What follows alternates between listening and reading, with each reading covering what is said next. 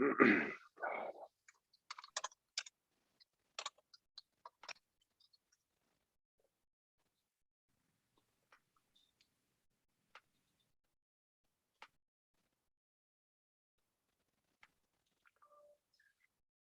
you, everybody, for being present in this Brexit yesterday, today, and tomorrow.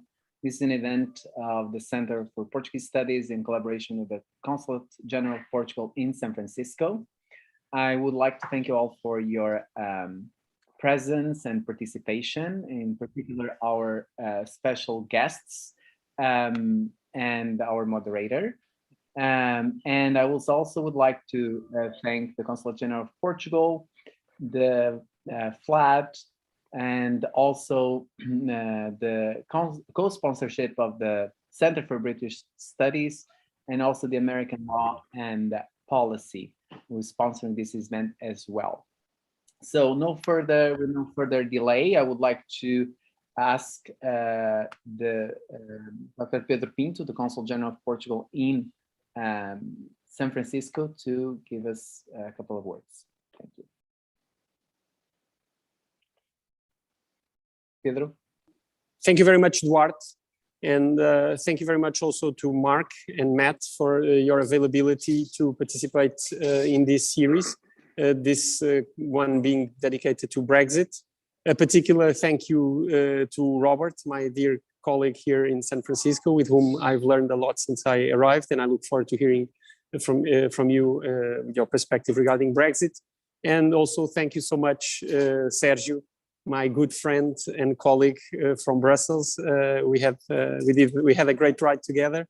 I just came 3 months ago from Brussels to San Francisco, and actually I started in Brussels in the permanent representation of Portugal 1 week after the referendum.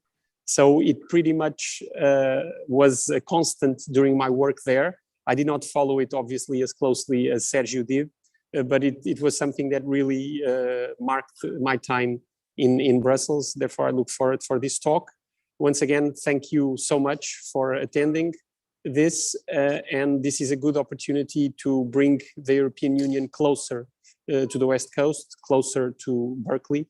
And I look forward to hearing it from you. Thank you. Thank you, Pedro. I would like to remind our participants that this event is being broadcast on the YouTube channel of the Institute of European Studies at UC Berkeley. So if you would like to not be recorded, please turn off your cameras. But I would like to welcome now our moderator, Mark Bevier, and I'm going to introduce our guests in a very brief biographical notes. Mark Bevier was raised in London. He's a professor of political science and director of the Center for British Studies. He holds concurrent appointments as a professor in political economy, King's College, London, and professor of governments of the United Nations and University Merit. He also do policy work with the United Nations and its agencies and occasional governmental organizations in Asia, Europe, and North America.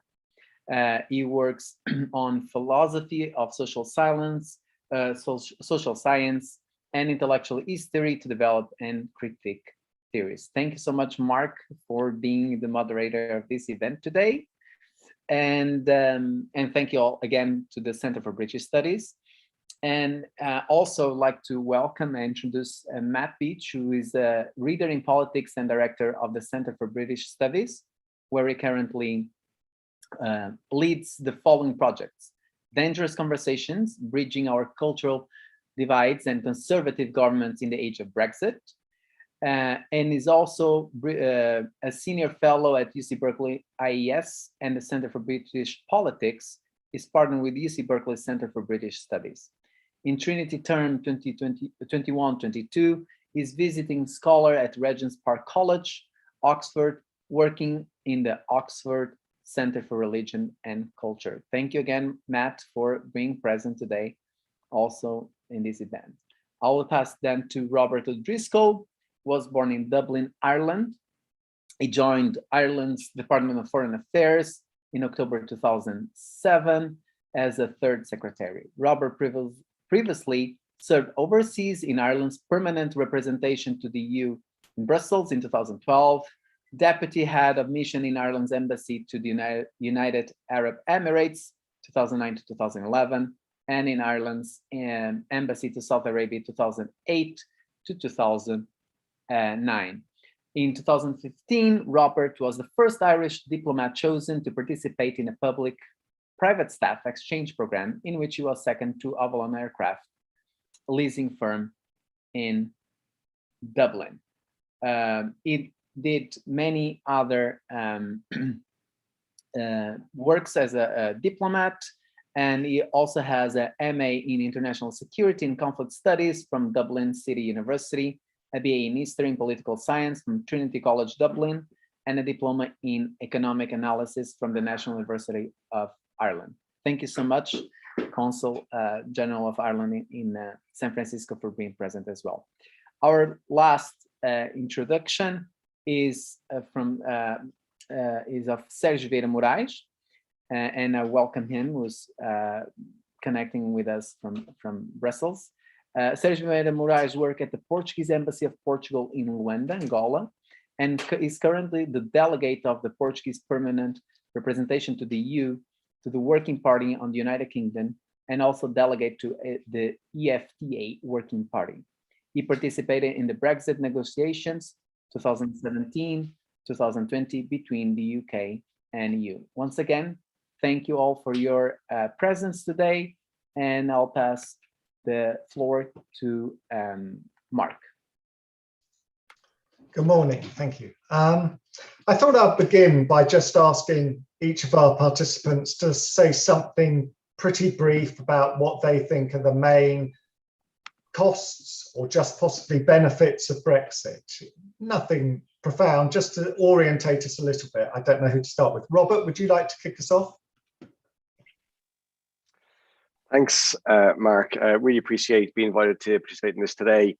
Look, I think from the Irish perspective, Brexit, of course, has been all about the north of Ireland, Northern Ireland, its relationship to the European Union, the provision of the Good Friday Agreement and the benefits of that agreement on our island, and of course also our East-West relationship with the UK. And there's no doubt that Brexit has made all these things a lot more complicated than where they were beforehand. I was actually in Windsor Castle in 2015 when our president, Michael D. Higgins, was there with for an official state visit. I was there at a really high point of Ireland-UK relations, and you had the sense that we were on the verge of a really deep engagement and very, very mutually beneficial relationship over the coming period. I remember at the time we just agreed that our Secretary General, the top officials of all of our departments, would meet on an annual basis, something that we don't do with any other country in the world. And a lot of that was built on the fact that we had our shared EU membership. We had used that membership to establish peace as a bedrock with the peace agreement in Northern Ireland, which looked at the whole totality of relations between our islands here. And there's no doubt that the Brexit has impacted that. And now what we're trying to do is figure out, how do we get back to a positive relationship? How we deal with those common issues together? How do we replace the fact that Irish ministers and British ministers don't meet on a monthly basis the way they do, and Irish and British officials don't meet on a daily basis as we did in the European Union? And how do we try and make sure to maintain and build good relations again? And there's a lot of challenges in that, and I think we're starting to get through. We, in a bilateral sense, we've just opened a new consulate in Manchester, not too far from where Matt is at the moment, as part of our establishing that new diplomatic relations in different parts of the UK. But the reality is there's a long road if we're going to replace those those relationships that we had through our shared European Union membership. So I think that's one of the big things that I'm taking away from where we are at the moment and the challenges that are ahead. Sérgio, would you like to give your views?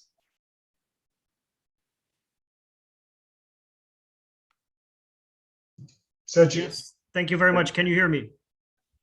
Okay, great.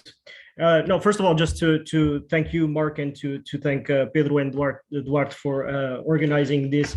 In terms of costs and benefits, I mean, I think we can look at it from the EU perspective and from the British perspective. I mean, there's very direct costs which are clear in terms of trade.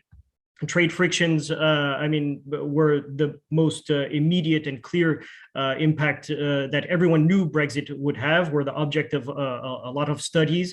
And right now, I mean, I guess if you look at it from the UK perspective, you might say that they were able to come close to closing negotiations with Australia and New Zealand on trade deals. But if you counterbalance that with, I mean, the significant amount of friction created in trade with the EU, it's hundreds of times larger. So, I mean, that's in terms of direct impact.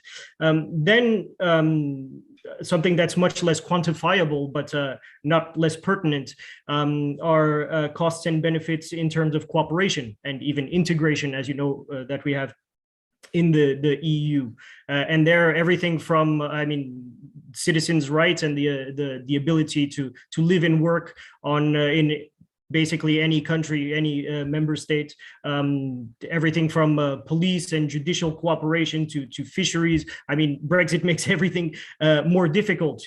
You could make the argument, of course, as the UK does, that they have more sovereignty, but the real benefits of that, I think, and even the real costs, we will only know in many years' time. Matt? Yeah, thank you so much, Mark and Duarte and Pedro. Wonderful to be back with friends at the IES again. I think Brexit has been a positive thing for the United Kingdom. It's made good on the democratic referendum, where a majority of Her Majesty's subjects said that, you know, they wanted the United Kingdom to be meaningfully sovereign again, and not part of a federal project.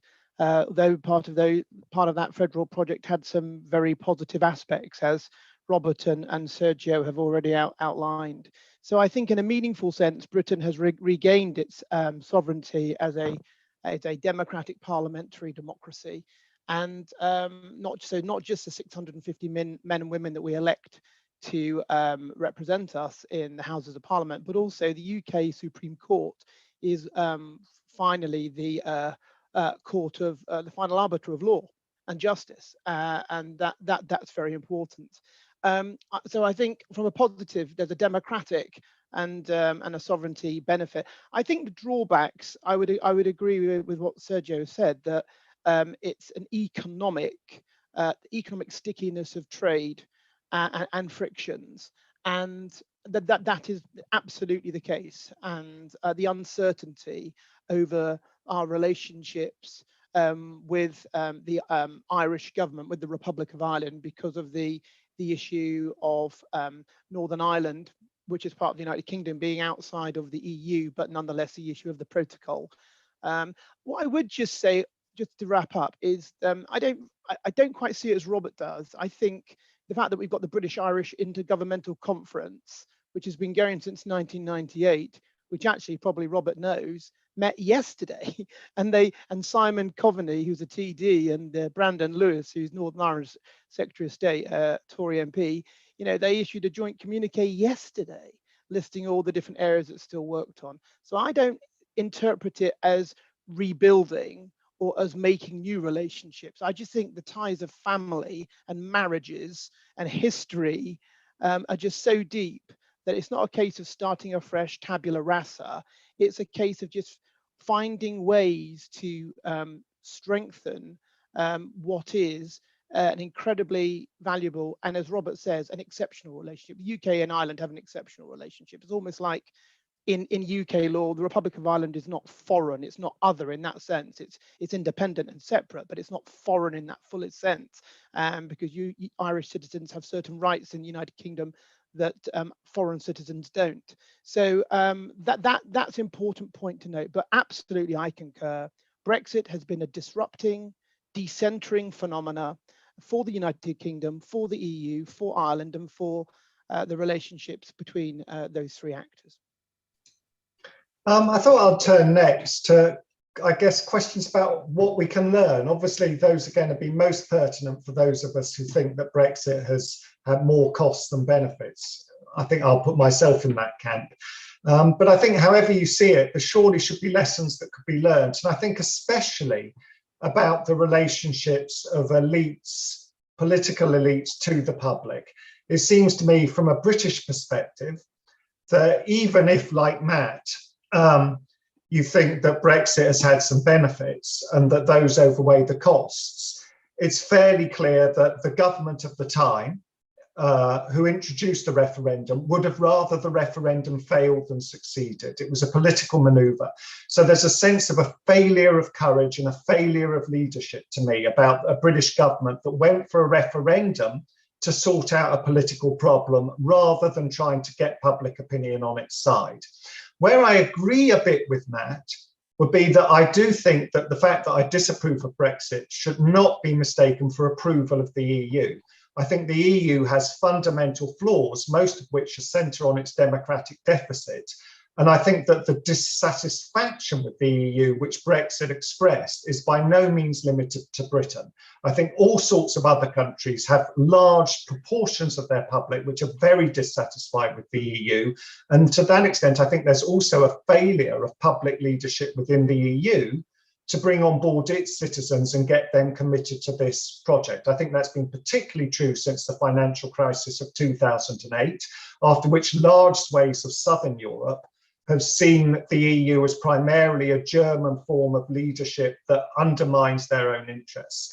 Whether they're right or not, I think that's a very widespread opinion. So without getting into the rights and wrongs of these public perceptions, I think you could argue both are wrong. That Britain would be out of Brexit, I think, is wrong. That the EU is a bad project, I think, is wrong. But there's no doubt that those are widespread perceptions that elites have failed to engage with. And I'm wondering what we can learn from the Brexit experience about how elites might do a better job of engaging their publics to avoid things like populist resentment and instead to bring people on board and make them feel involved in projects. Perhaps we'll start with Robert again, just go in the same order. Yeah, I mean, we have a country who has 90% public support for EU membership. It is overwhelming support in Ireland for EU membership. And I think, notwithstanding the fact that I think EU solidarity has played into that in a major way. Of course, EU membership has been a huge part of Ireland's economic transformation. When we joined the European Union, we were about 80% of the average wealth of an EU country, and now we're about 120%. We've gone through a huge social transformation as well in Ireland, which is largely seen as been driven and supported by the European Union membership. But I think for us, one of the things which has really kind of been important is that as the EU has developed, as there's been different treaties, as those treaties have been put before, have been agreed, and they've all had to be ratified by Irish people. We have a referendum provision in our constitution where we make changes, they must be approved by popular referendum.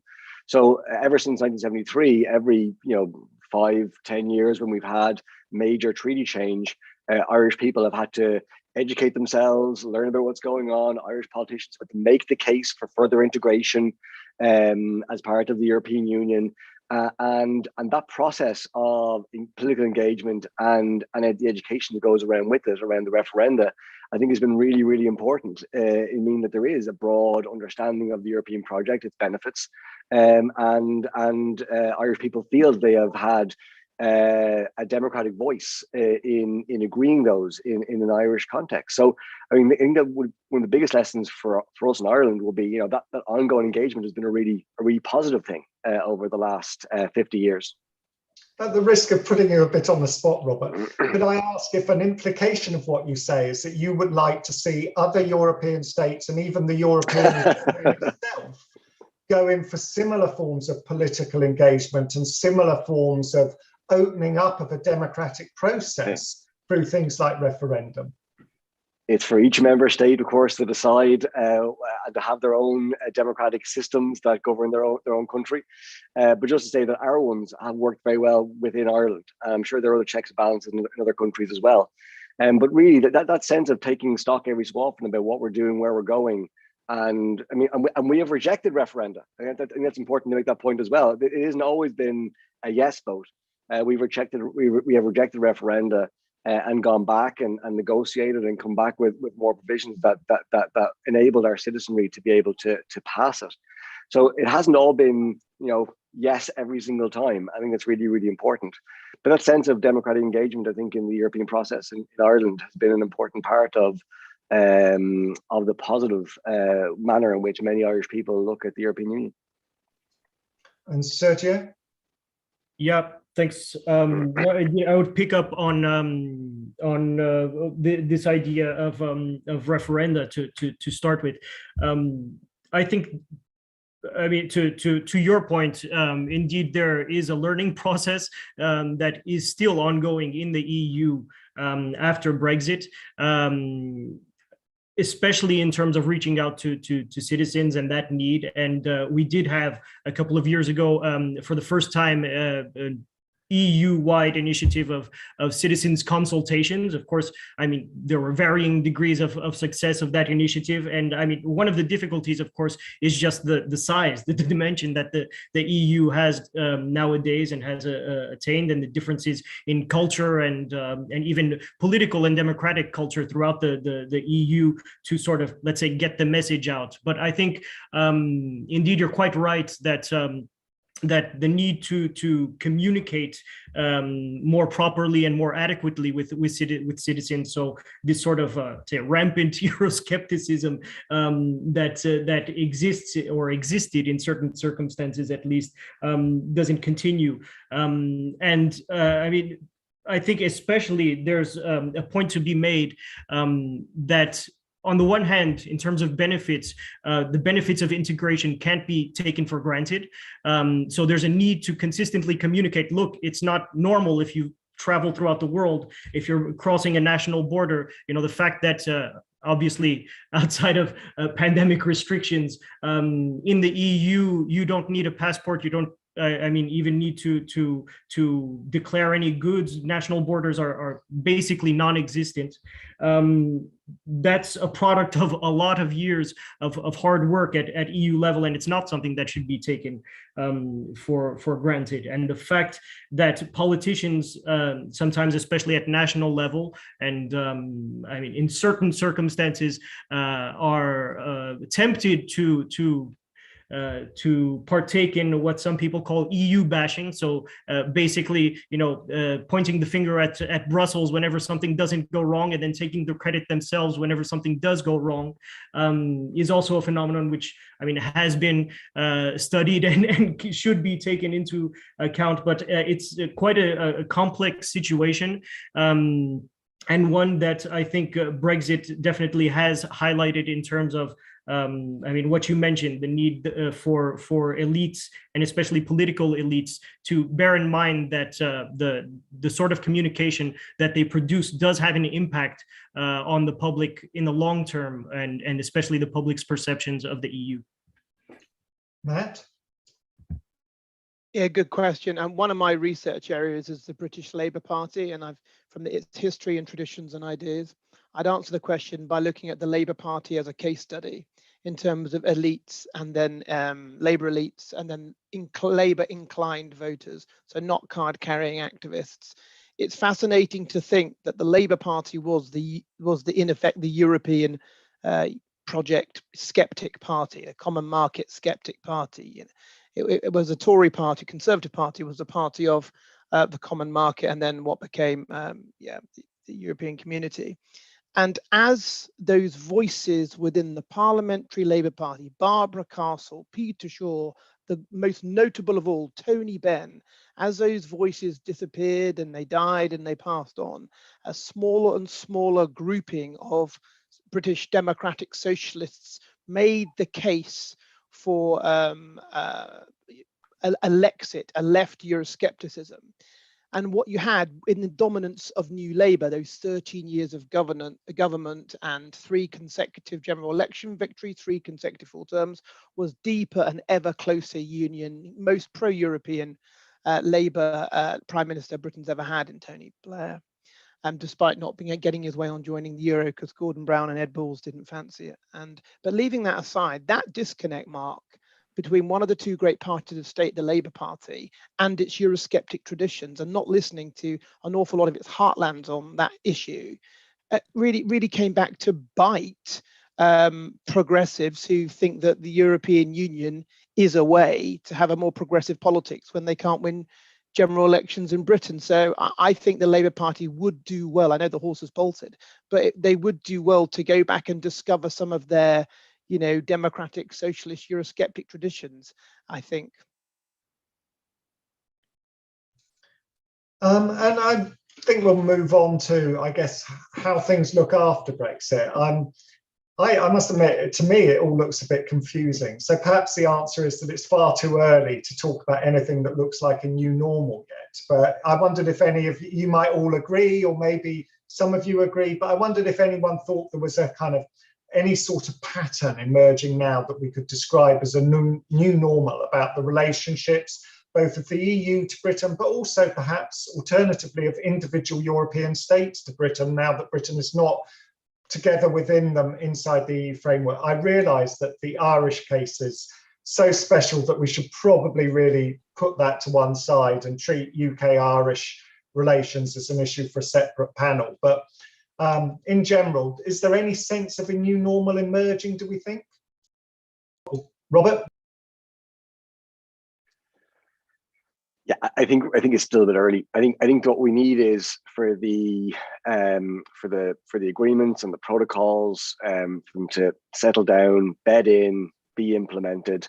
There's still discussions happening, particularly around the protocol in Ireland, and proposals and counter proposals. But ultimately, I think once these things settle down, that's when we'll be able to see this new normal emerge. And look, just to go back to Matt's point, like I fully agree. We have deep relations with the UK. $100 billion in trade over the Irish Sea. Deep historical and heritage and family relations. I myself have a number of cousins, and my wife has family in the UK as well. I am a massive Tottenham Hotspur supporter, which is something which I have to carry with me like around the world, which is very difficult.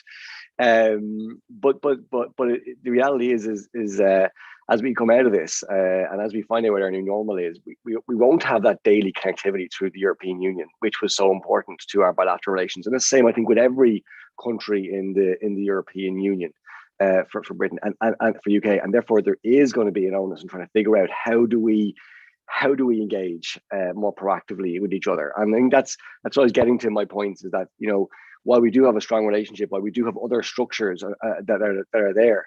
There is a hole there by virtue of not being around the table with 28 or 27 other countries in the European Union, and that's the bit I think that'll have to take some work to figure out. Sérgio? Yeah, I think definitely there is a new situation. I mean, new normal. I'm not sure it's as normal as it could be, or at least as stable as it could be quite yet. But I mean, there is definitely the idea, at least in Brussels, that everyone more or less wants to get on with it, to get on with the European project. I mean, we will always be close neighbors to the UK. The UK is much closer to Brussels, or London at least is much closer to Brussels than, for example, my own capital, Lisbon, is. So I mean, we're prisoners of geography in that sense. But I mean, politically, we're very much and I think on both sides of the channel, just going ahead with our own projects, and the EU, for example, the fact that we have been able for the first time to issue common debt, which was a huge no for London, at least in the past. Of course, we don't know the counterfactual, if that would have been possible after the pandemic, if the UK were still a member state or not, but it would have been at least more difficult. The French presidency of the EU, of the Council of the EU, which is coming up, wants to make the defense union a big issue. That was also something difficult for the British authorities in the past to accept. So I mean, I think we're adapting. We're continuously adapting. Matt? I think too early to say, as I alluded to in my earlier remarks. UK Ireland is exceptional. I'd like to, in a friendly way, push back a wee bit at Robert, because unless my logic is fallacious, I would have thought that Britain leaving the EU and focusing more on the British-Irish Intergovernmental Conference, which is meeting again in January, met yesterday, meets regularly, met very regularly during the suspension of Stormont, as Robert would know.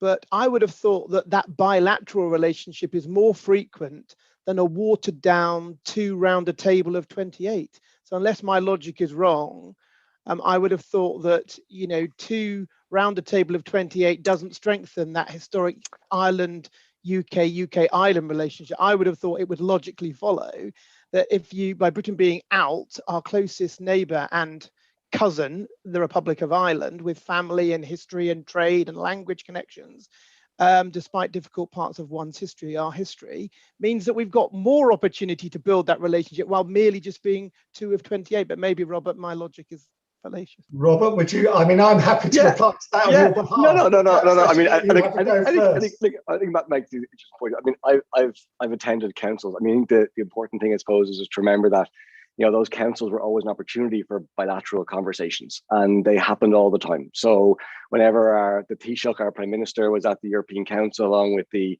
British Prime Minister, there was always going to be a meeting there on marge of those meetings. And so I think, yeah, of course, when you're amongst table 28, that's one way, but it's all those individual conversations that happen around those council meetings and around those working group meetings. And I'm sure Sérgio talked to that as well in his current role. So it's that kind of an ongoing process. And I think that's what I'm speaking to when I say about those. I mean, quite frankly, it facilitated an awful lot of bilateral conversations at senior official and senior ministerial level that is difficult to replicate. And that's what I'm talking about. But I agree, of course, there's a chance for more bilateral engagement now. But there's a regularity with the EU and the EU meetings, which is very difficult to replace. I think Matt would probably accept that. I agree with what Robert said, but I also think, before I turn to my next question, that it's important not to underestimate how absolutely crucial the fact that both Britain and Ireland were in the EU was for watering down the conflict over sovereignty, thereby facilitating stable, peaceful relationships and avoiding conflict. And I do worry this will feed into my next question, or at least it won't, but it might have fed into my next question, that Brexit makes it far harder for Britain and Ireland to have straightforwardly amicable relationships. I think they will have an amicable relationship, but I think it removes, or it brings the issue of sovereignty back on the table in a way that I think is unhelpful there. That takes me in, I guess, to my next issue. And I was going to ask about the main challenges that EU-UK relationships faced after Brexit. But then it struck me that almost certainly the main challenges are firstly Ireland and secondly trade. And that's what Robert and Sérgio specialise in respectively. So I thought instead I'd ask each of our panellists a specific question relating to their area of expertise. So starting with Robert, I'm wondering if there's any possibility that Ireland could actually act in some way as an interlocutor between the EU and the UK. And if there is, how could it do so? How might that work?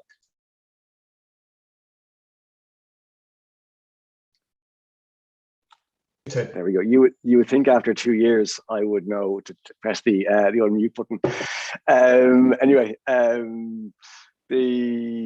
of course, Ireland has this very unique relationship with the UK by virtue of everything we've spoken about, and of course a shared language, shared media markets in a lot of cases as well. Throughout Brexit over the last 2 years, I've had a lot of my US counterparts here kind of come and said to me, can you explain Brexit to me? Because they see us as being a country that understands the UK, that understands what's going on there, and that has a kind of a unique kind of perspective. And look, from the Irish perspective, I think what we want to see is a strong EU-UK relationship. We want to see a relationship that's based on the trade and cooperation agreement as negotiated by the EU and UK. We want to see people working together in a spirit of positivity and trust and partnership. And that's really good for us because, as I say, we have $100 billion in trade over the Irish Sea, and we realise that by the EU and the UK working well together, that we can achieve great things around climate and all those other shared issues. I was just off a call there before this on disinformation. And technology, and that's another area where there's shared interests in the UK and the EU working together.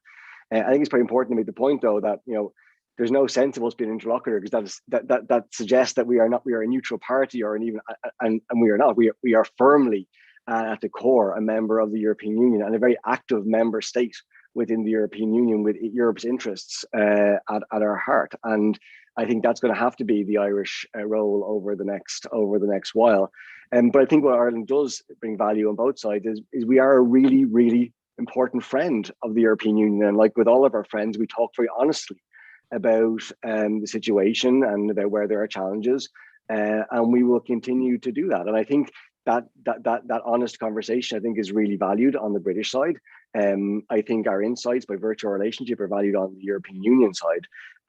But definitely, I think it's important to say that that's the kind of role I think we'll play going forward. And Sérgio, I'm turning to you. I was wondering how you foresee the future role of the EFTA in the relationship between the UK and the EU. Well, the EFTA, so the European Free Trade Association, is in a curious position because there are 4 states. There's one special case, which is Switzerland, because they're part of the EFTA. They have their own bilateral agreements, but they haven't joined the European Economic Area, and their own relation with the EU right now is going through a sort of a more difficult phase. So I'll leave them to the side. At least until that's cleared up, it will be difficult to say. But structurally, the EEA, so European Economic Area, EFTA states, participate in the EU's internal market. And as such, their position on Brexit in the past and now is actually quite clear and very much in line with the EU's own position. What they want is to protect the internal market. And what this means is to avoid unfair competition. Of course, one of the main benefits of Brexit, at least theoretically, is that the UK will be able to adapt its own national legislation to its own trade needs. But if it does that in a way to sort of try to undercut or undermine the EU standards and the EFTA standards by extension, so the internal market, that will be something that will elicit the immediate and unified response, not just of the EU, but also of the EFTA states. So the fact that they are there also as close neighbors, and the fact that they share the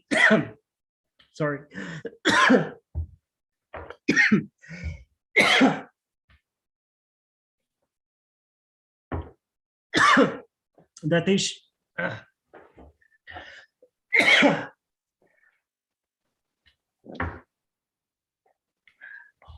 there we go. That we should that they share the internal market will be a defining factor. And Matt, London is, of course, one of the world's major financial markets. And I was wondering how you thought that might affect changing roles of Britain and its relationship to Europe and Europe. Yeah, I mean, we haven't seen the great flight of companies and everything that was discussed in 2016, 2017, 2018. We haven't seen that. I mean, I think it's still Britain's probably economic competitive advantage having the City of London. 10% of all taxes to Her Majesty's Revenue and Customs come from the City of London. 3% of all workers are employed. So there's a lot of tax. So I don't think that's an issue, really. I think I have an issue with the City of London. I think there are dilemmas for British government, City of London, but it's not so much vis-a-vis Brexit. The issue about City of London, Mark, in my opinion, is that there's a huge push-pull factor.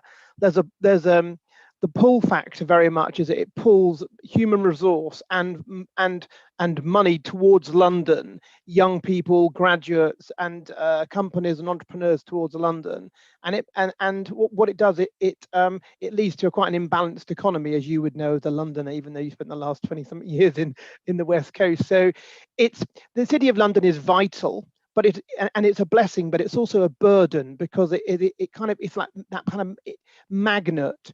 I don't at the moment, I don't really see some of the more negative and sort of doom mongering comments having actually emerged. You could say, well, it's early days. That's true, it is. And there's been pandemic, and that's meant it's been a bit of a different situation.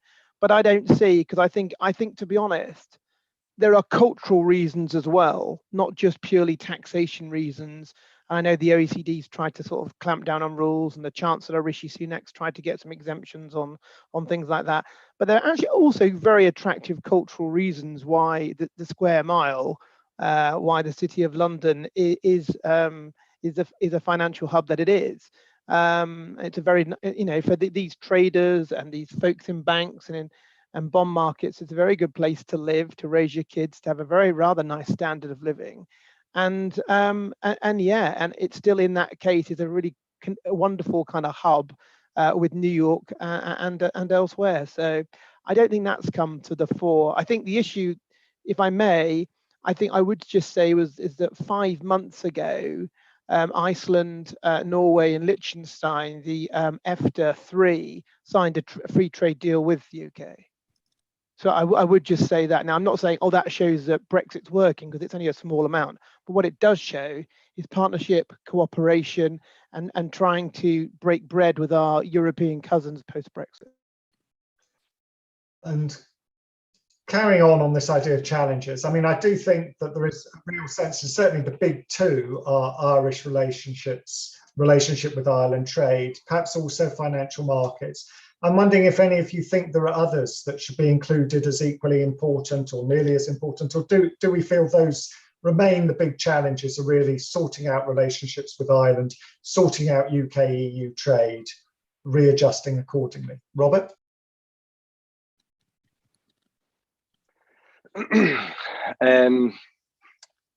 Yeah, I mean, I think for us, the real focus, as you mentioned, is just getting the protocol operational, and just getting that bedded down.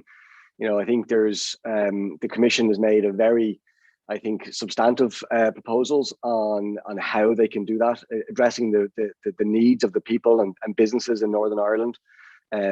Commissioner Šefčovič, I think, has gone very far, operating within the terms of the protocol to do that. And we're hoping now that there's a moment where Lord Frost and Commissioner Šefčovič, with their two teams, can work together and get to an agreement on implementation of that protocol. And I think that's going to be that for us is a kind of a big next step. And once that happens, I hope then we can see that bed down. We can see there's been quite frankly a little bit of civic unrest in the north. We want that to obviously stop as well. We want to get back to business as usual, because the reality is, as long as there's these kind of frictions, it's very difficult to. These frictions will always be part of. They can affect other parts of the relationship, but they certainly are a context in which the relationship operates, which is not always helpful. So when those frictions, or as those frictions get sorted, I think there'll be huge scope to continue on the really good work that can be done. And as Matt just said, there was a declaration yesterday, and there is a huge area of work where there's good and positive work to be done between Ireland and the UK, and between the UK and the EU. I think that's what we all want to get to, because there's a lot of shared challenges out there, but there's also a lot of shared opportunities to work together as well. So I think that's what we're hoping for over the next couple of months. Sérgio? Yeah, apologies.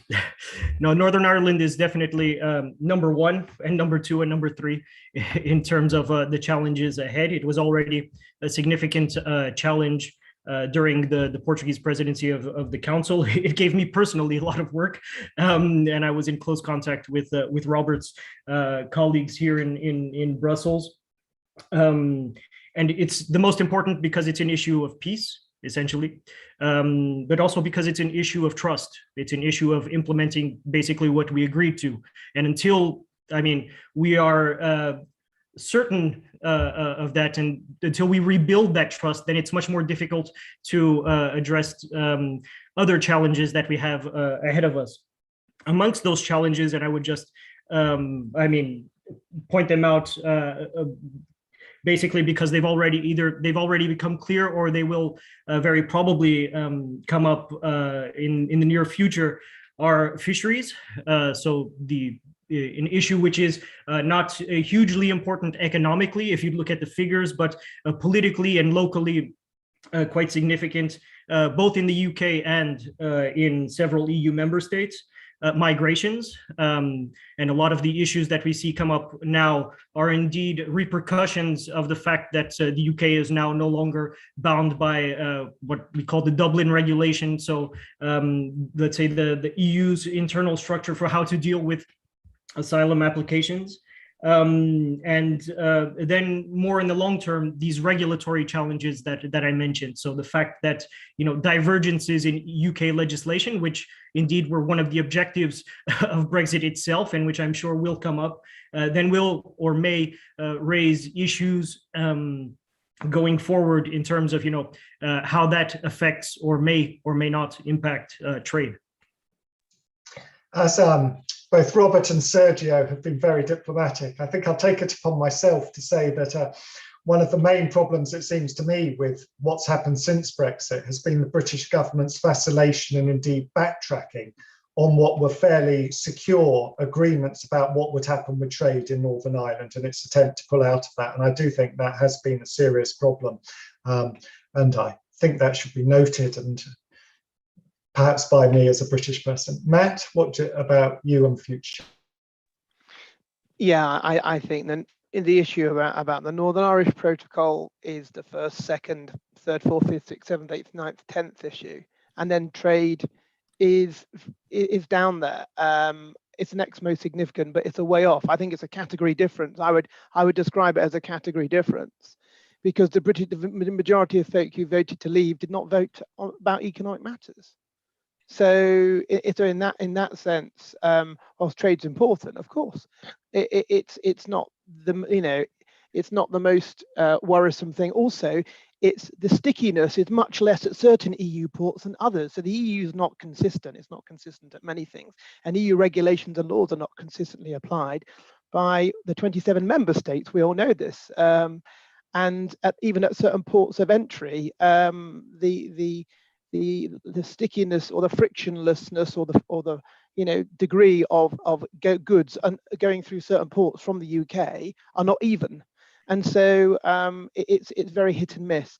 The issue, I think, which is really important is we need to get to a point whereby there is sufficient stability of practice in terms of trade.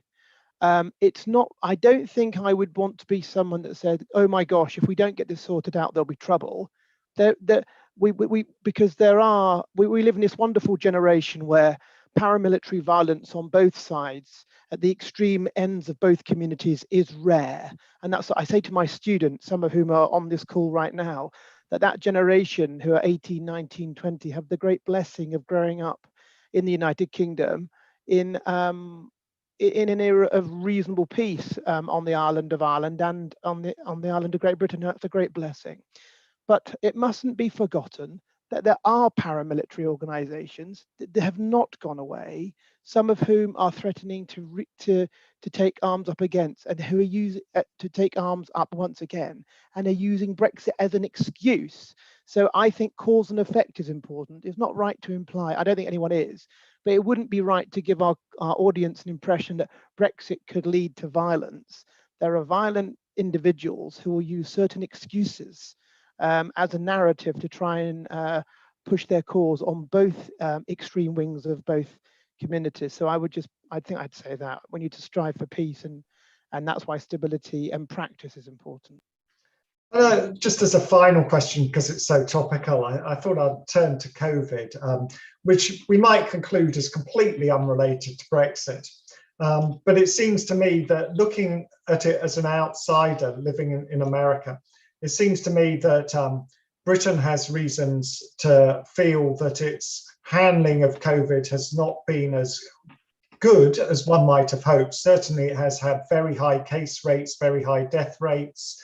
And I wonder if that in any way is related to Brexit. Equally, it seems to me quite clear that Britain has excellent reason to be very proud of developing vaccines and getting them into Britain. And the EU has good reason to feel that its public procurement policies were awful.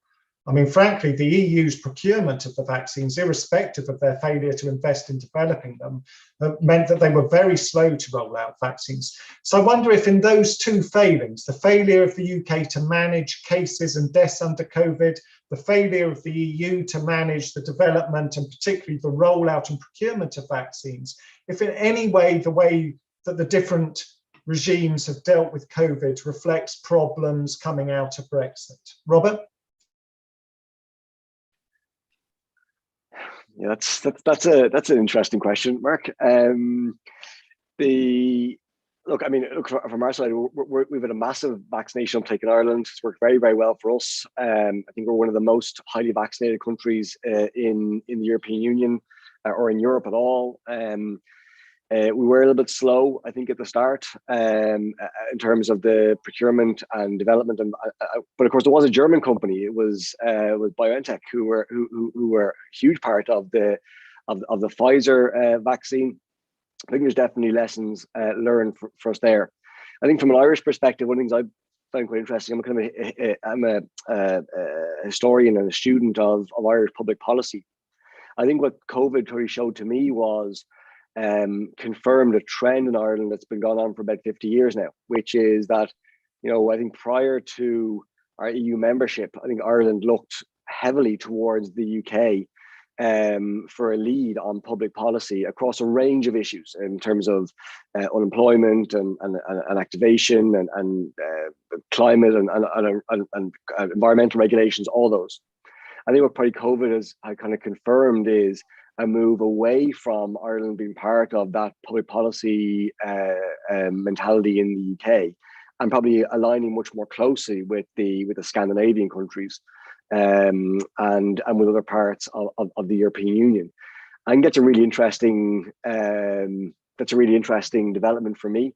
And it's one that I think will require a bit more research, and maybe Matt, that's something for you to look at some point in the future. Because I think it's a fascinating journey that we've been on as a country over the last 50 years. It is fascinating. I mean, before I turn to someone else, I think it's also worth pointing out how much the devolved nations of the UK have done the same thing. I mean, Scotland in particular overtly describes itself as looking to a Scandinavian model in contrast to the English model a lot of the times. Sérgio, do you have anything you'd like to add about the experience of COVID?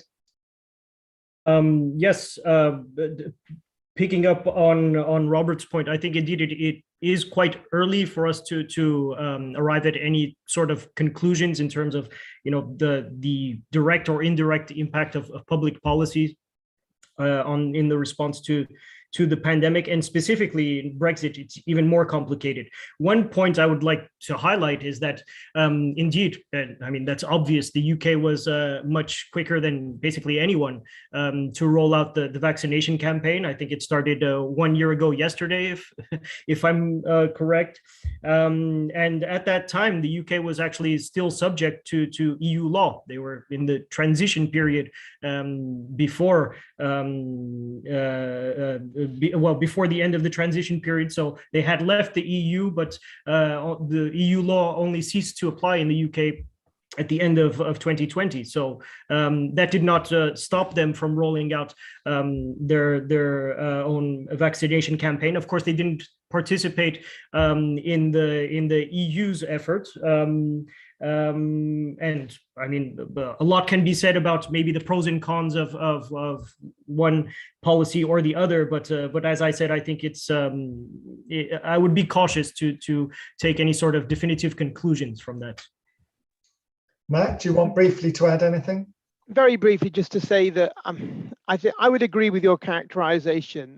There was a distinct air of cock up by the British Conservative government in some senses, and decisive action that could only have been wrought by being outside of a federal policy, I think what COVID shows, in a similar way, in terms like the EU migrant crisis and also the EU Eurozone crisis, that in crisis, citizens look to their national governments first, and they did during COVID. I mean, they did in Italy.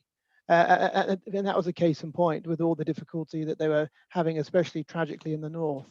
So I'm afraid just the sheer monolithic behemoth that is the European Union can't be agile, and it has to horse trade, and the elites have to make decisions, and so I do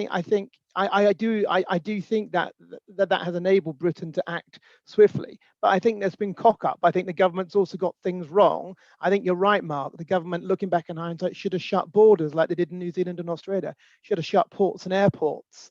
But it didn't do that, partly because of global Britain and what that narrative means, and also partly because we've always been very open, and we've always been a kind of open economy. And so yeah, so I would say moving forward, Robert makes an excellent point. There is an interesting thing about Irishness, and particularly like an Irish nationalism, a civic Irish nationalism, defining itself against what it's always defined itself against, which is Englishness, I think.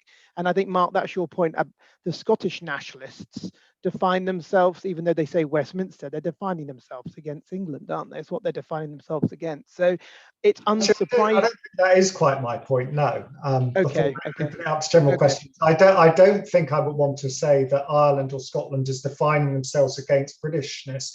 On the contrary, I think that both the Irish population and the Scottish population lean much more heavily social democratic, much happier with state support, and look much more negatively on free markets and the introduction of marketisation than do English elites in particular. And as a result, they're much happier in looking for inspiration from Scandinavian countries, which they see offer the kind of policies they want. I don't think it's a reaction against or a hostility to England. I think it's an avowed search for what we might think of a social democratic response to today's problems. I do want to throw the floor open to anyone. We haven't had any questions appearing on chat, but perhaps if I just say we'll welcome all questions, people will start to put their hands up. So we will now welcome all questions. So if you have one, please put up your hand or anything else to indicate to try and get our attention. Mark, can I just jump in? I'm going to cheat a little bit because I can do my. I would like to put some questions, a couple of questions. One, and we're running out of time, so I ask you guys to be brief. But the first question is for all of you. I would like to understand more on the new dynamics between European Union, United Kingdom, but also the United States. What is the new dynamic between these in terms of negotiations, not only in terms of economics, but also in border legislation? What is the new normal, so to speak, on these negotiations between these three entities? And the second question, it's more for Matt, and I also would like to ask Matt to comment on Scotland. So what is the current position of the Scottish government on Brexit? And I know it was different a couple of years ago, but I would like to know more about it.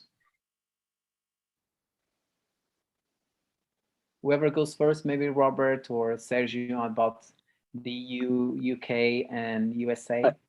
Look, I'll take that one, and just to be, maybe we're running out of time.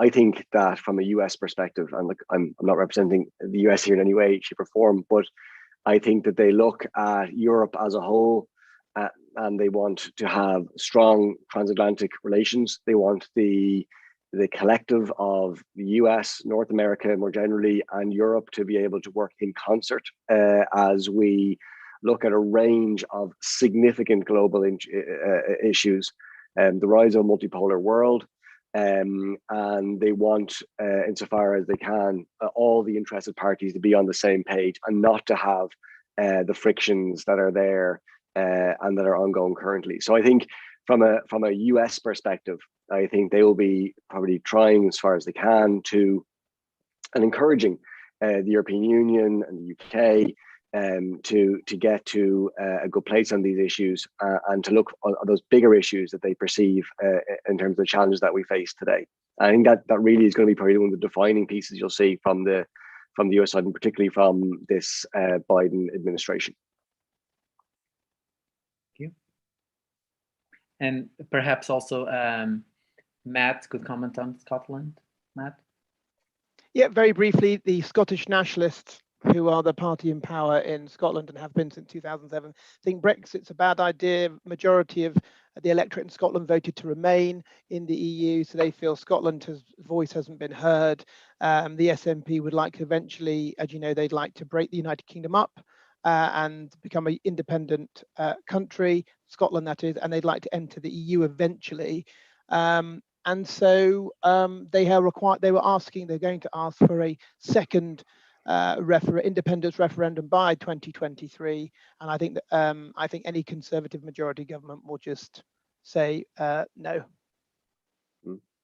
We do have one question on chat, which is for you, Robert, and it's about whether there's a slight worry that if insofar as Ireland does maintain a kind of slightly special, I don't like the word special relationship, I don't like it with the UK and the US, but insofar as Ireland does have a slightly different relationship to the UK to the rest of the EU, does Ireland need to worry at all about a kind of don't kill the messenger syndrome?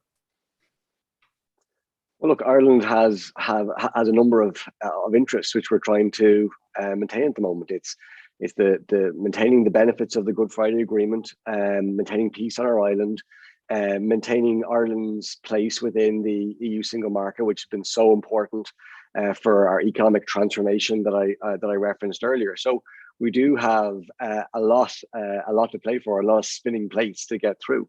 But let me just to re-emphasize the point that there is no sense of Ireland being a kind of a neutral arbiter in this. Ireland it does have a unique relationship with the UK by virtue of having a land border, the only country in Europe that has a land border with the UK. We do have a shared peace agreement, of which the Irish and British government are co-guarantors, and which is a huge part of what we do in terms of our relationship with the UK. But fundamentally, we are a committed and essential member of the European Union. We sit at Council, we sit in working groups. We'll continue to do so, and as I said, with 90% of our citizenry committed to EU membership, that's going to be the way it's going to be in Ireland for a long way. So I think it's once we're clear with everyone where we stand and where we sit, and we're clear everywhere where we want to get to, I think that will be important in terms of making sure that there's no risk of people misinterpreting our role in this situation. Great. Well, I think we've come to the end of our time, so I'll just thank all of our guests. Thank you, Robert. Thank you, Sérgio. Thank you, Matt. And thank you to our audience too for attending and making our conversations worthwhile. Thank you, everyone. Bye-bye. Thank you. Cheers. Thank you, guys. Bye-bye. Thanks. Bye-bye.